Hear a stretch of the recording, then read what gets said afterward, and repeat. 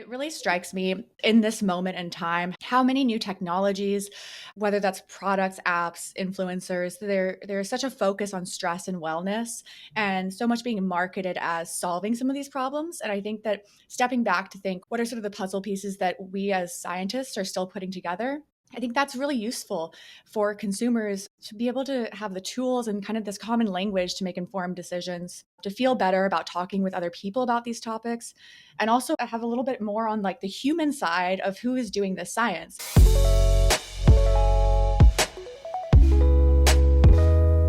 Welcome to the Stress Puzzle, where we explore the latest in stress science and consider how the science may translate to our daily lives or where we might have missing pieces for actually making that connection. I'm your host, Ryan Brown, and I'm a social health psychologist working with the Stress Measurement Network, which is a team funded by the National Institute on Aging and includes internationally recognized stress experts from UCSF, UCLA, and Yale. In today's episode, I'm joined by the directors of the Stress Measurement Network, Drs. Elissa Epel and Wendy Berry Mendes. We talk about the purpose of the network, the importance of distinguishing between stressor exposure and stress responses, the role of wearables and their limitations, and what's ahead in the first season of the podcast. So as we dive into the stress puzzle, the first thing to point out is how we really often use the word stress to mean so many different things. We use it to refer to chronic stress, not having enough money to cover rent, having a sick family member, working in a toxic environment, and how this might create excessive wear and tear on our biological systems and make us sick. But we also use stress to mean the stress that we experience before an important interview or having to give a public speech. And this type of stress is acute stress and a completely different beast. So I'm really thrilled to be joined today by two experts, one who studies chronic stress and the other who studies acute stress. Dr. Elissa Epel has focused on linking chronic stress to health, and Dr. Wendy Berry Mendes is an expert who has focused on characterizing acute stress responses. They've been working together for over 10 years and have been co-leading the NIH Stress Network. Elissa and Wendy, welcome to the podcast. Thank you so much, Ryan. It's so exciting to be launching the stress puzzle, and we're grateful to you to lead this. Yeah, I agree, Ryan. You're the perfect person to navigate us through this really complicated science that Elissa and I have both embraced in stress research. So we're thrilled to be talking to you today about it. Thank you both. I want to do you both justice with your incredible careers and do a brief intro. So we're welcoming Dr. Elissa Epel, who is a professor and vice chair in the Department of Psychiatry and Behavioral Sciences at the University of California, San Francisco, where she also leads the Aging, Metabolism, and Emotion Center. She's one of the most cited researchers across fields for her research examining how psychological stress affects biological aging processes. She's also a beloved mentor to so many researchers, including me, and we're really fortunate to have her as a co-director of the Stress Measurement Network. We're also joined by Dr. Wendy Berry Mendes, the Dilley Professor in the Department of Psychology at Yale University, where she also leads the Emotion, Health, and Psychophysiology Lab. She's an international leader in social psychophysiology and has trained generations of students. She's a rigorous experimentalist, which has led to dozens of discoveries about the human social stress response. Her research on stress often goes beyond thinking about the individual to characterize how one person's stress impacts another person's emotions and physiology. It's really cutting edge and fascinating work. She's incredibly creative, impactful, and we're so lucky to have her as a co-director of the Stress Measurement Network. So I wondered if y'all could start off by giving us an explanation and just a little bit of the background around why the National Institutes of Health will fund networks like the Stress Measurement Network. Networks are some of the funnest parts of science when we just get to discuss what's exciting, what should be the future direction of the field. We get to do that in smaller groups, but not at a national level. So societies can do that, funders can do that. They help set the agenda for scientific progress and identify gaps and priorities. And networks do that in a very focused way. They also provide a service to the field and identify ways that the field needs curating and support. So stress was exactly one of these areas. It just wasn't progressing. And so many institutes at NIH wanted to explore the role of stress, but noticed that scientists from different disciplines weren't even talking about stress in a unified way and they weren't agreeing on how to measure stress. So the gaps and the need for some harmonization of the field and some bringing together of researchers to have common definitions, taxonomies, measures was so apparent to our behavioral scientist colleagues at NIH, particularly NIA. And so we were excited that they have prioritized the stress network. Yeah, and I would just add to that that what the networks do is they de-emphasize a single scientist or a single scientist in their lab studying something really important to a broader approach. A network de-emphasizes a single person and puts at the center an idea, and in this case, stress science and the measurement of stress. So we reach out as a network to many people across many different fields in an attempt to learn from all the different disciplines about stress science, to harmonize, like Elissa just mentioned, and to develop interventions to eventually influence public policy. So a network has different goals that are broader and across multiple disciplines. And I think we've grown into that role because really running a network is providing a service to the field. Like Wendy said, it's really surveying the field and getting to know our colleagues who are doing new work in this area and finding ways to support and amplify their work. So it's very different than just pursuing your own investigator initiated program of research. Absolutely. That really strikes me in terms of really promoting team science. And it strikes me too that, we have our network leadership, but then we have this broader scientific advisory board where we really have so many experts that are advising our network focus and initiatives. It is such a broad focus to advance the science of stress that is not from an individual lab, university, but is really being motivated by experts across the country and internationally in the needs for their particular niches within stress science. Because like we were saying, even though we like to call a lot of things stress, there's a lot of important nuance and different ways that we can look at these questions. I think that what y'all are pointing to is how the network really allows us to capitalize on a lot of different people's expertise and also enables a better sense of community, I think, among folks who are interested in these questions. So moving to the Stress Measurement Network specifically, what is the exact purpose of this network? NIH and researchers in stress science surveyed the field about a dozen years ago and realized that though there's an acknowledgement that stress influences health, there had been a stagnation at the measuring of stress. And the measuring of stress could be from a psychological perspective or subjective, how we ask people about the stress in their lives, but it also is at the biological level. What's happening when people are experiencing chronic or acute stress? So the purpose of this network was to try to push forward this stress science by developing initiatives to fund novel research that would potentially increase our ability to measure stress in daily lives, look at interventions that would help people manage their stress, and eventually potentially influence public policy. And I think that it's timely now that we're doing this podcast. And so I'm wondering if y'all could speak to a little bit of why we've chosen to do this podcast and sort of the puzzle that we're seeking to piece together here. I love the name, The Stress Puzzle, Ryan, and I believe it well characterizes the inherent state of understanding stress and stress research. It's such a big umbrella, it's such a big category, and we always seem to have paradoxes and puzzles to figure out. So we're not presenting answers in this podcast necessarily, although we love to have answers. But stress is so much context dependent. And as Wendy shows in her experimental lab studies, stress doesn't happen in a vacuum.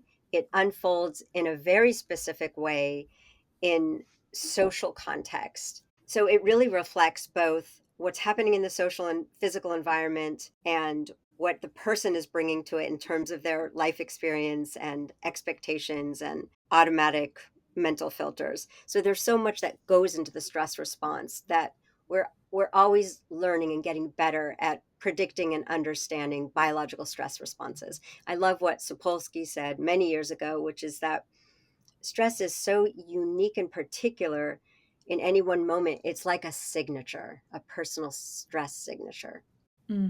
That's a great quote. I also love the name of this podcast because there's so many puzzles in stress science that keep me up at night. And I am excited that there are now more people in the stress field. So the different puzzles in stress, for example, some really obvious ones are the experience of stress, what people tell you. This is the stress in my life. And we give them a scale, and they are able to say some number that represents how stressed they feel. And we can measure changes in the body or basal levels of what we think of as like stress systems. And one of the head scratching moments for all of us is how low that correlation is between what people say they feel in terms of the stress that they're experiencing and their body's stress accumulation. Now, why is that? Why aren't people able to report on a stress that matches their body? Or, why isn't the body sort of in lockstep keeping up with and reflecting how people feel? And one could say, well, it's a problem with your subjective reports, but also could be a problem with the biology. But that discrepancy between our psychological experience and our biological response is a real puzzle for stress science. So one of my favorite but depressing meta-analytic findings that was reported in literature is that cortisol, the hormone that people will call the stress hormone, is not correlated, basically has a meta-analytic correlation of negative 0.02 with people's experience of stress. Now, that to me is the best example that there is a puzzle here with the subjective experience of stress and how your body responds to it. That's beautiful, Wendy. And it really strikes me in this moment in time how many new technologies, whether that's products, apps, influencers, there's such a focus on stress and wellness and so much being marketed as solving some of these problems. And I think that stepping back to think what are sort of the puzzle pieces that we as scientists are still putting together, I think that's really useful for consumers to be able to have the tools and kind of this common language to make informed decisions, to feel better about talking with other people about these topics, and also have a little bit more on like the human side of who is doing this science. So I really hope that this podcast can be helpful for anyone listening. And then if you're a researcher, we want to highlight the nuances of measurement and interpretation. And we'll also be doing some more deep dives into specific resources that we offer to support grant and even paper writing as well. As Stress Measurement Network leadership, I would love to know what you hope people will gain from these future episodes of the Stress Puzzle. We have a big agenda for the stress puzzle. Yeah, I think you have some really exciting guests on the docket, and I'm hoping that you could dive into the most exciting sort of latest science. I expect that the guests will tell you the barriers too. People who are really have their finger on a good research question will tell you just as many null results or surprising results as they tell you positive results. And if they're not telling you all their dead ends, they are editing in real time. Sure. So I'm hoping that that listeners of the Stress Puzzle go in knowing that, we find as researchers, I'll speak for myself. It is just as useful to have a study where if it's a rigorous study, it's a good study and it's well powered. If I don't find an effect, that's interesting. That's important. And I learn from that. And then I pivot or I figure out why didn't I find that effect? So I think a puzzle should have dead ends. I think it should be frustrating. It should keep you up at night. So I'm hoping that your speakers convey that, and it is an area and a topic worthy of trying to figure out. Absolutely. And we have exciting speakers coming in like Dr. Julian Thayer, Dr. Terry Moffitt, Dr. Dave Almeida, Dr. Andrew Steptoe, Dr. Michael Marmot. And I'm really excited to dig into all of these issues with them. And I think what you're speaking to there of sort of this file drawer effect is something where null findings, we don't end up publishing them, but we kind of know in the back of our minds that they're there. That's something that I really hope that we can emphasize throughout these episodes and maybe even in some special episodes to give you a really full picture of what might not even be available in the published literature, but each of our guests has such a wealth of knowledge that I really am excited to tap that for everyone who might be listening. And folks who are listening with lived experience as well, we want to hear from you. We definitely want this to be a two-way street of thinking about stress from the researcher perspective, from the lived experience perspective, and how we can most accurately and impactfully translate the research into policy and practice in a way that really helps people's lives. So that's what I'm really excited about getting into these episodes. Now, I just want to go back to one of the fundamentals of how we understand stress. So Wendy mentioned that our subjective experience is most often very weakly correlated, if at all, with our physiological experience. And that is for cortisol, and that is for other stress responsive systems. Now, when we look at the world of biosensors, they're starting to give people readouts and trying to interpret for them how stressful their day was. And so people are getting messages of, you had a very high stress day, but they don't necessarily feel subjective stress. And in fact, the high readouts of autonomic arousal often reflect socializing, activity, these other factors that we just can't seem to get rid of yet in our algorithms. So it's a really amazing time to educate the public at large that physiological stress is not the same thing as subjective stress. And that goes toward the acute stress response as well, that we may be responding to a stressor in our environment, and our body may be responding, and we may be reporting very low levels of perceived stress or threat.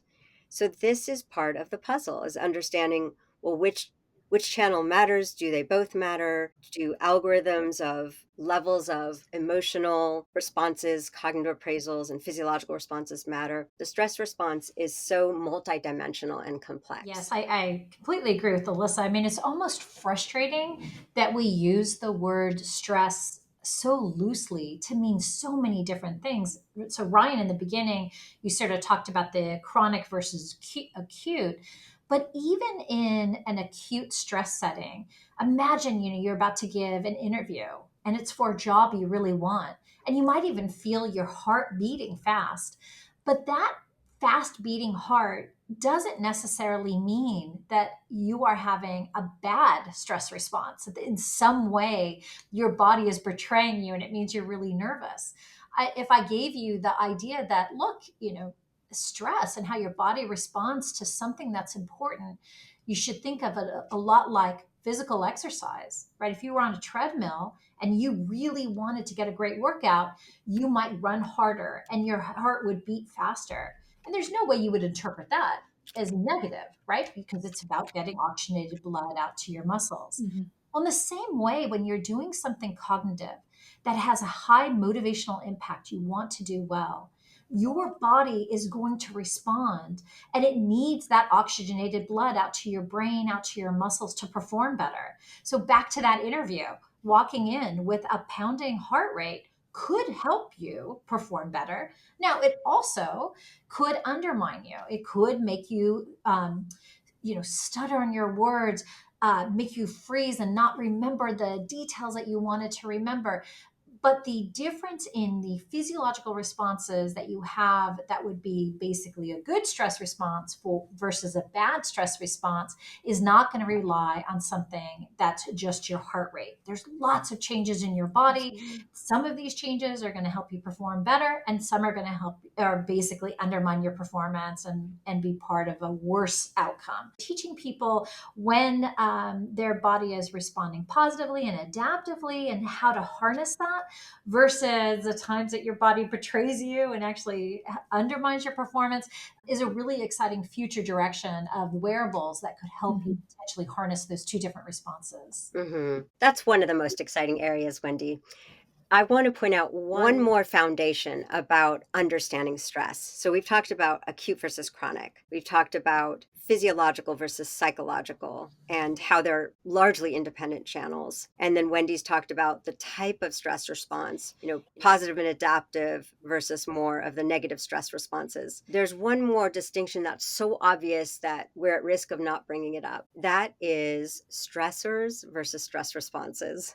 So Liz Nielsen, who is the director of the Behavioral and Social Research Division at NIA, has been talking with researchers across disciplines about stress and has been frustrated that even that very fundamental difference between calling events and exposures stress and subjective stress responses stress is happening all over. And it's such an easy clarification to say, let's be really specific when we're defining our terms and our independent variables. And yet we, even as stress researchers, so easily use the word stress, which is almost meaningless. So stressors, our stress toolbox on our stress network website has so many great and validated measures of different types of exposures, events, chronic stressors, types of environments, neighborhood stressors that we are exposed to. And it also has measures of subjective response. And some measures mix up the two. And so we can't really inherently separate them so easily. But we've just got to start there and say, let's get better at talking about exposures versus responses. Absolutely. The combination of what y'all were saying there, I think the pieces of the context of stress matter so much. And then are we thinking about your perception of an exposure, or are we thinking about the exposure itself is really critical and something that these wearables often aren't able to get at. So it's useful for anyone at home who's thinking about, looking at their data on a Garmin or Apple Watch or Oura Ring or whatever it is, to think about what information these platforms really have. Do they have the context of were you exercising or not even? And that can give you a better idea of how well they're characterizing any individual response that you might be having. Because if they don't have that broader context, then they're really just pulling from these physiological signals that might be due to a variety of contexts. It's such a great point, Ryan. And it's something that I'm both excited about the wearable market and also really nervous as a stress researcher and knowing how sensitive these biological systems are to a variety of contexts. And it's not just exercise, right? Interacting with your loved one can increase physiological responses. And that in no way do we think is bad for your health. In fact, just the opposite. So there's going to be a need for a lot of contextualizing and understanding what a physiological response means that is read out by these different wearables. But I will say I am excited about potentially people getting more information from wearables, because I also think it could work almost like a scale for somebody who might be monitoring their weight. And of course, how much you weigh does not mean in any way that it's directly tied to health. But say that one wanted to use their weight as like a crude measure of their health. A scale gives you a sense of how am I doing? Am I exercising enough? How am I eating? And you can monitor it and sort of see how you're doing over a week or a month or a couple months. In the same way, using wearables to get insight into things like heart rate variability, something that most people don't really understand what their heart rate variability should be. I'll tell you that high is good and low is bad. But blood pressure, which we do have a better sense of, a lot of the wearables now are trying to move toward blood pressure. Knowing what your blood pressure is when you wake up right before you're about to go to sleep at night, what it looks like a half an hour after exercise versus 2 hours after exercise. Using that information gets one more in touch with how their bodies respond, how it's progressing over time. And if one is trying to potentially get healthier and maybe lower their blood pressure a bit, these wearables could potentially help them do that by giving them basically in the moment feedback of when there are times that their blood pressure is lower and trying to optimize those times. Finding the utility and the balance between all of the tools and the best way to interpret and internalize and reflect that in your own behavior is such a critical part of this. And I think what I hope through getting really into these nuances, we can better reflect for folks. Being able to monitor on a daily basis levels of sleep quality, stages of sleep, heart rate variability, heart rate, respiration. It's so interesting personally. It reveals to me so many ways I can improve my lifestyle and make it more regular. But it's amazing to use this with research subjects because we just open up the most granular view of daily life. And stress research has really moved toward understanding how people wake up, how their physiology changes over the day, and how they sleep. And so now we have the window into, at least with autonomic nervous system and sleep, into how people are changing based on their day, on stressful events, on positive events, on their emotion regulation. And so we have learned so much more about stress and the nervous system in the last 10 years from these daily studies and these biosensors. So the field has really shifted away from these self-report measures that they do capture important exposures and responses, but these trait measures are clearly not the best way to measure intervention changes or to understand the real within person daily dynamics of stress and health. Absolutely. It's really been a game changer for our field and for being able to look at all of these processes on a more granular day-to-day level. It is remarkable what we can do with this technology. And I think that that's part of why it feels like such an exciting time as a researcher in this area. On the research side, it's absolutely enabled more actionable research into ideal times to intervene as well. So I totally hear what you're saying there, Elissa. What really strikes me about for both of you is one, how prolific, obviously, you both are in the research world, but also how you've maintained your curiosity and engagement and just dedication to mentorship. So it makes me want to take a step back and ask you both, what was the spark that got you into stress research to begin with? And sort of what have you loved the most at first? And what are you most interested in now? So before I went to college, I was a performer, a ballet dancer. And as a performer, you become, especially a dancer, you become acutely aware of your body's physiological responses in anticipation of something important like a performance. And so I think I was drawn to the idea that my body could recruit this metabolic energy, and that energy could help me perform better, right? That high of a performance when you are ready and you're excited and you're prepared.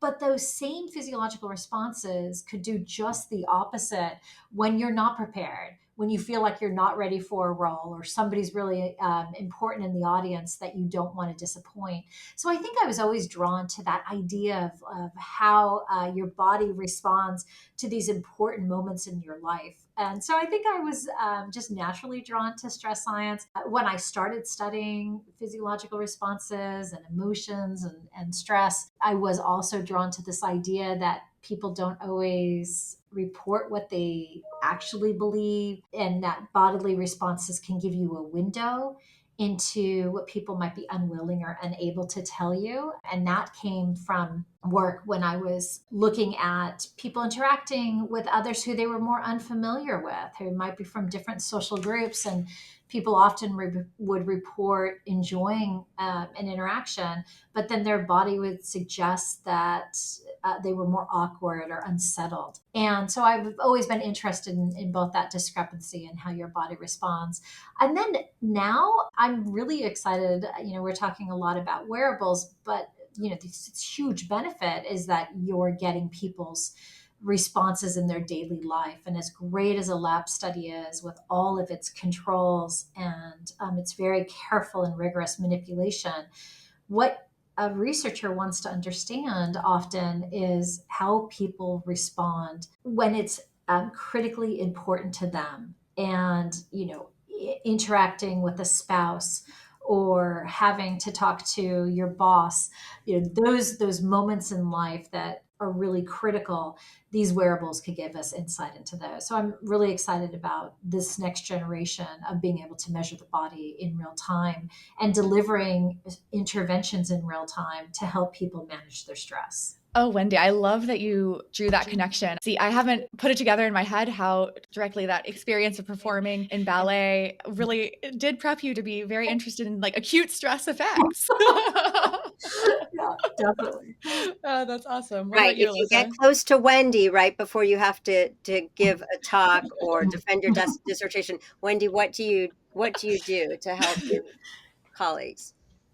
Oh, like actually, what do I do to help my colleagues? Yes, with the acute stress response, how do you assess it and what do you say to them? Okay, so when my students are about to give a talk, I often will go up to them and reach out and hold their hand. And it looks like I'm being a very supportive mentor, which, by the way, I do really like to be a supportive mentor. But really, I'm seeing how cold their hands are because everybody before a stress experience gets sweaty. But if you're cold and sweaty, it means you're vasoconstricting. And so you're probably having less blood going out to your muscles and to your brain. And you might be having a more negative stress response. But if you're hot and sweaty, that means that you're having a more positive or adaptive stress response. So I do seek out my students and close colleagues and try to hold their hand before a stressful task. I love it. A very quick test. What about for you, Alyssa? What are the sparks that got you into stress research and sort of keep you in it now? I will say that early on, I was fascinated both with the mind body connection, both how stress gets under the skin to affect health, but also mind body practices. It's always been a particular passion of mine and interest. So it's not surprising I've also been involved in meditation studies, and retreat centers are one of my favorite places to be, especially with biosensor rings and ways that we can really see the effects of dramatically changing the exposome, our world of exposures, and presenting safety signals. One of our recent papers by Alexandra Croswell really points out that we need to consciously and effortfully look at what makes us feel safe and supported for our nervous system, because stress may be the default. And this is something our stress network has talked about a lot, is new models of stress. What are new theories of stress? And how can we, rather than just thinking of looking for stress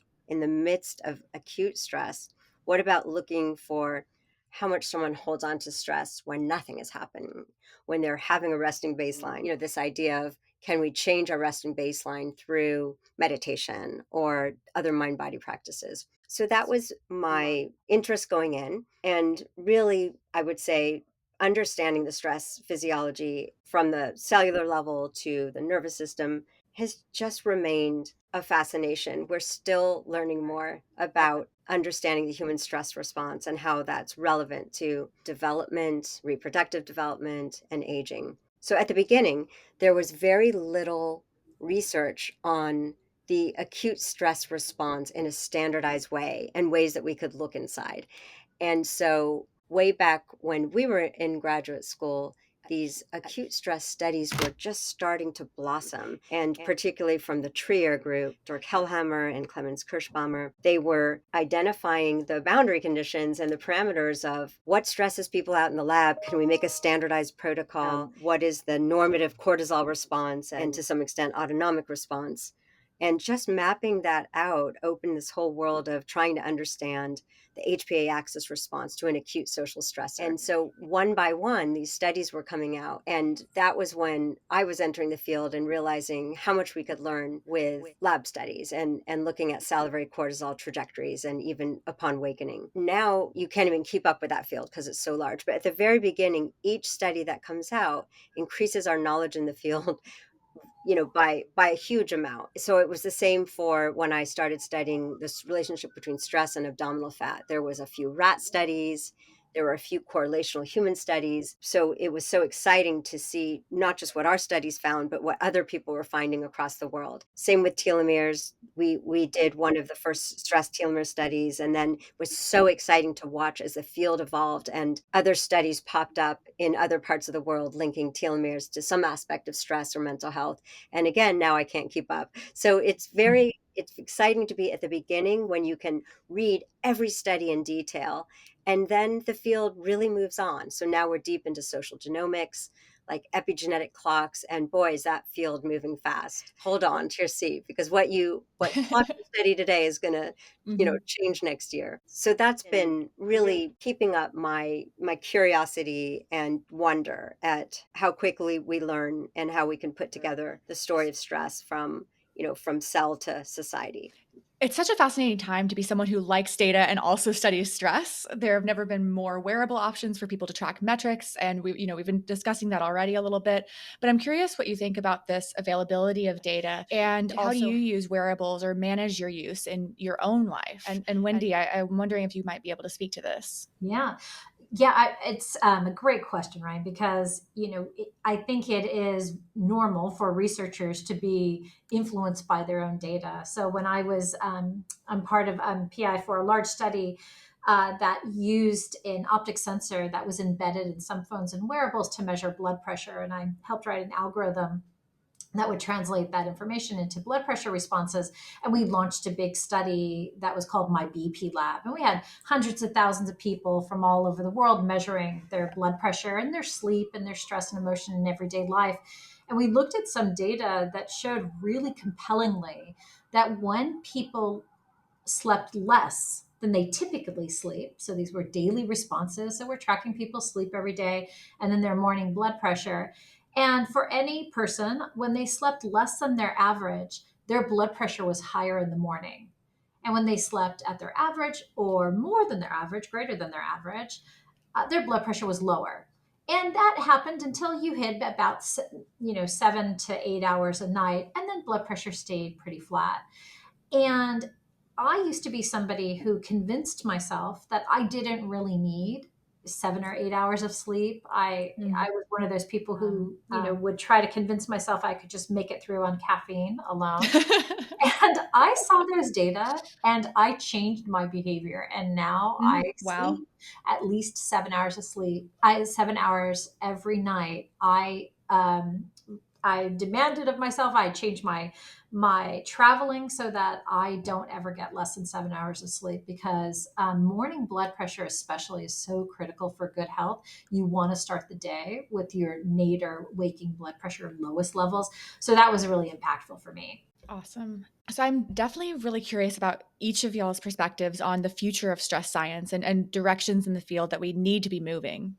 The Stress Network has been really looking far and wide in the field to identify different measures of stress, not just typical events and responses, but the stress of having social identities that are stigmatized, the stress of climate change, the stress of political instability, the social stress of living in an unsafe area. So, getting better at measuring the specificity of the different types of social stressors that people are experiencing that we think are drivers of stress related aging and early disease is an area that we are fully in right now. And we welcome researchers to send us different measures that they have created or studied. So we are sharing established measures, but we're also very interested in works in progress, in measures that have been tested enough to share the scale as a measure under development. Now, my personal focus is really on trying to understand at a more mechanistic level how chronic stress can create accelerated aging. And it's always going to be interesting to study the actual stress response systems, the HPA axis, autonomic nervous system, and how they look when they adapt to different types of chronic stress.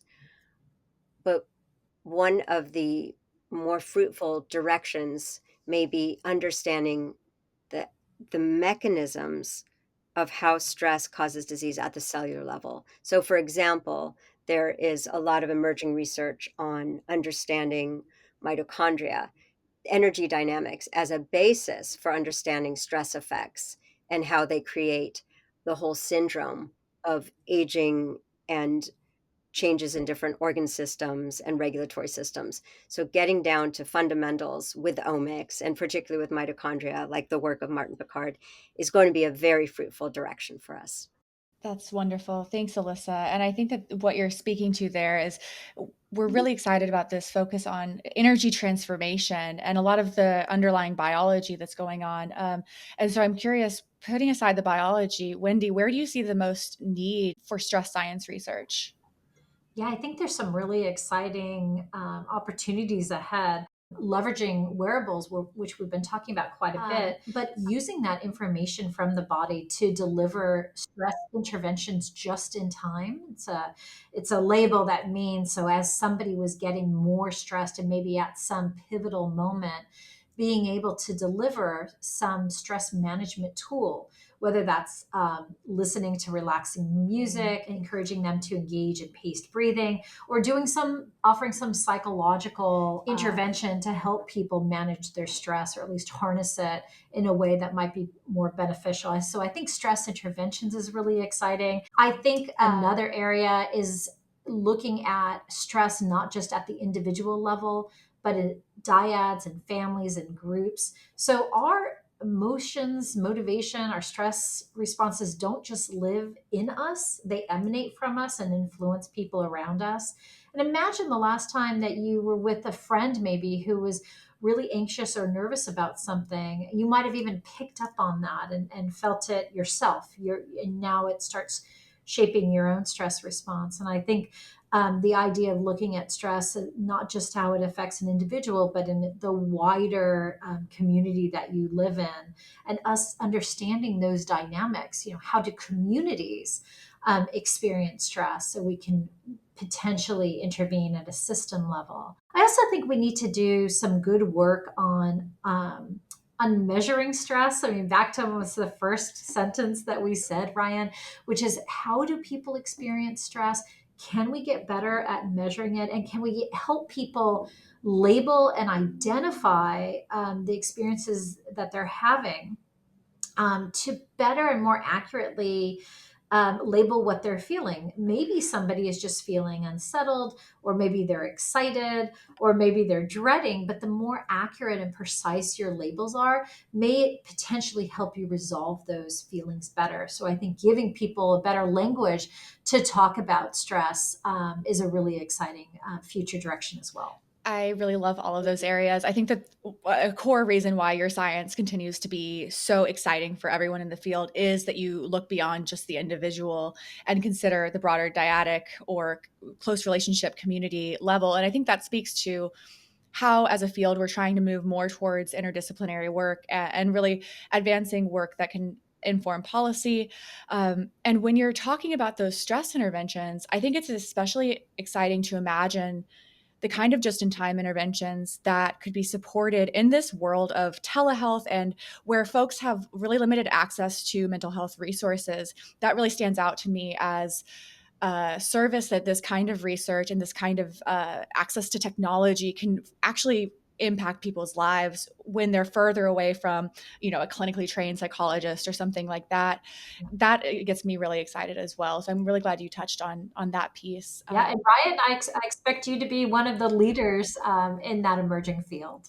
Well, only with your incredible mentorship, Wendy, would that have gotten to this point. So thank you for everything, as always. And I'm particularly excited that I got to start off talking to two of my absolute favorite people in the field. So thank you both so much for joining today. It was a pleasure, Ryan. Thanks so much for having us. Ryan, it's been such a joy working with you. And we're all so excited that you've taken on the stress puzzle. Thanks for tuning in to this episode of The Stress Puzzle. We'd love to hear your thoughts and feedback on any issues we've covered today. You can email us at stresspunzlepod@gmail.com, and you can also send requests for topics or guests for future episodes. The best way you can support the show is by leaving 5-star reviews wherever you listen to our podcast and sharing with your friends or your collaborators. And until next time, we're wishing you good stress and opportunities for rest.